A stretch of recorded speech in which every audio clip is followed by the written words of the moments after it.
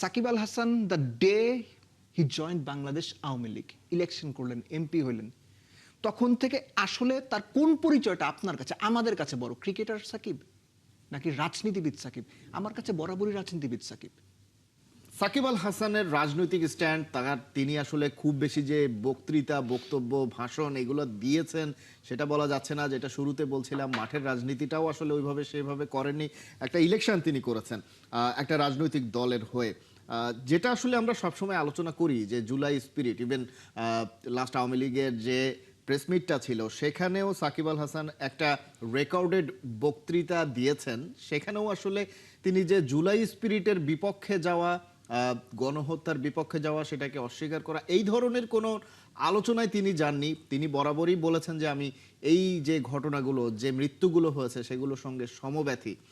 আবার ঠিক সেই একই রাজনৈতিক দলের সঙ্গে তিনি থাকছেন এবং সেই রাজনীতিটাই করছেন এবং প্রকাশ্যেই করছেন।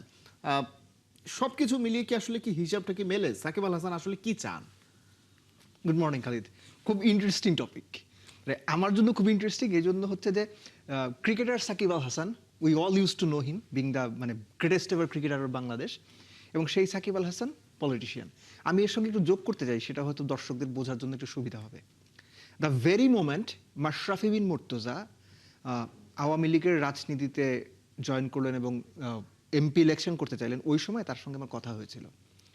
এবং আপনি যদি ঠিকঠাক মনে করতে পারেন যে 2015 বিশ্বকাপ তার আগে পরে, 2019 বিশ্বকাপ তার আগে পরে, এই 4টা বছর বাংলাদেশের সম্ভবত জনপ্রিয়তম মানুষ ছিলেন মাশরাফি বিন মুর্তজা। মাশরাফি বিন মুর্তজাকে ওই সময় আমি বলেছিলাম যে ভাই, আপনি রাজনীতিতে জয়েন করলেন, আপনি তো সবার ছিলেন, সব মানুষের। যেই মুহূর্তে আপনি রাজনীতিতে জয়েন করলেন, you are just sliced into 2 pieces. You are just sliced. আপনি আওয়ামী লীগ না করে বিএনপি, জাসদ, জাতীয় পার্টি, জামাত, যে কোনো রাজনৈতিক দলে যাইতেন, একই ঘটনা ঘটত। সো এই যে মানুষের রাজনৈতিক মনোভাব বা পার্টিকুলার দলের প্রতি পছন্দ, আসক্তি, ভোট দেওয়া, এই ব্যাপারগুলো না, ধরেন ক্রিকেট, ফুটবল নাই, যখনই আপনি রাজনীতির মাঠে নামবেন তখনই আপনি একটা পক্ষের হয়ে যাবেন। সো মাশরাফির ক্ষেত্রেও সেটা ঘটেছে, সাকিবের ক্ষেত্রেও তাই।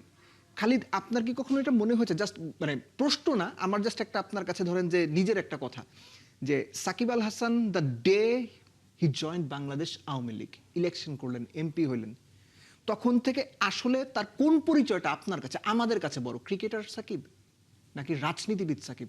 আমার কাছে বরাবরই রাজনীতিবিদ সাকিব।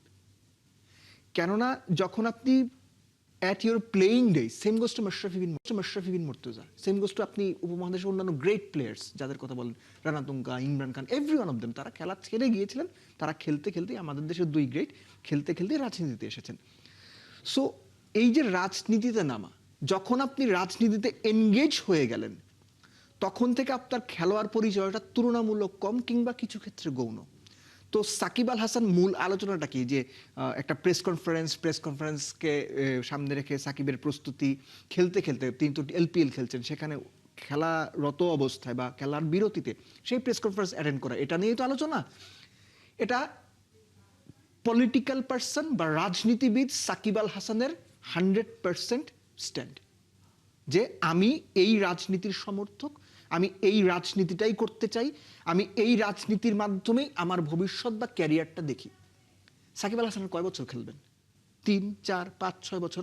ন্যাশনাল টিমের দরজাটা তার বন্ধ হয়ে গেছে আরো অনেক আগে। আমি এখানে ছোট করে যোগ করি খালিদ, সেটা হচ্ছে যে আমিনুল ইসলাম বুলবুলের বোর্ডের সময় ওই সময়ের সম্মানিত বোর্ডের পরিচালক আসিফ আকবর, হ্যাঁ, আসিফ ভাই ইংল্যান্ডে গিয়েছিলেন, তিনি সাকিবের সঙ্গে দেখা করেছেন, সাকিবের সঙ্গে দ্যাট ওয়াজ নাইস মোমেন্টস। আমরা এই ছবি বা ফুটেজগুলো গণমাধ্যমে দেখেছি। সেই সাকিবের বিপক্ষে দাঁড়িয়ে আসিফ ভাইয়ের একটা পোস্টও আমি দেখেছি, যে তিনি বলছেন যে ভুল করেছেন, সামথিং লাইক দ্যাট।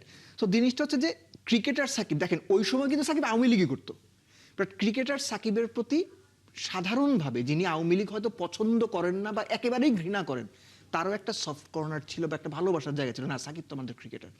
সো এই জিনিসটা আমরা অনেক সময় গুলিয়ে ফেলি, বাট আমাদের এটা মাথায় রাখা জরুরি নাও, বর্তমানে তো বটেই, সাকিব যখন থেকে রাজনীতিতে জয়েন করেছেন, সাকিবকে রাজনীতিবিদ হিসেবেই ট্রিট করাটা আইডিয়াল। আর যেটা বলছিলাম, এই যে আমিনুল ইসলাম বুলবুলের বোর্ড তার আগে পরে বিভিন্ন সময় সাকিবকে আনবে, দেশে ফেরানো হবে, সাকিবকে আনানোর সাথে রাজনীতির কোনো সম্পর্ক নেই, আমি বারবার এই কথাটা বলেছি, দ্যাট ওয়াজ কমপ্লিট স্টানবাজি। জি, complete সেটা তো স্টাম্পবাজি আসলে- করা সেটা হয়েছে। তো আমি আসলে শেষ করি একটা, খালিদ, সেটা হচ্ছে যে এই জিনিসগুলো করে যেটা হয়েছে যে সাকিব আসবে আসবে আসবে একটা আলোচনায় রাখা হয়েছে। দেখেন সাকিব কিন্তু আলোচনায়, বাংলাদেশ ক্রিকেটের ন্যাশনাল টিমে না খেলেও আলোচনায়, কোথা দিয়ে? পলিটিক্স দিয়ে। কেননা সাকিব খুব ভালো জানেন পলিটিক্স বা রাজনীতি তার আগামী দিনে টপে থাকার সবচেয়ে বড় জায়গা। আপনি পছন্দ করতে পারেন, না করতে পারেন, সাকিবকে প্রশংসা গালি দুটোই দিতে পারেন, এটা কমপ্লিটলি আপনার চয়েস, কিন্তু সাকিবের ভিশন ক্লিয়ার।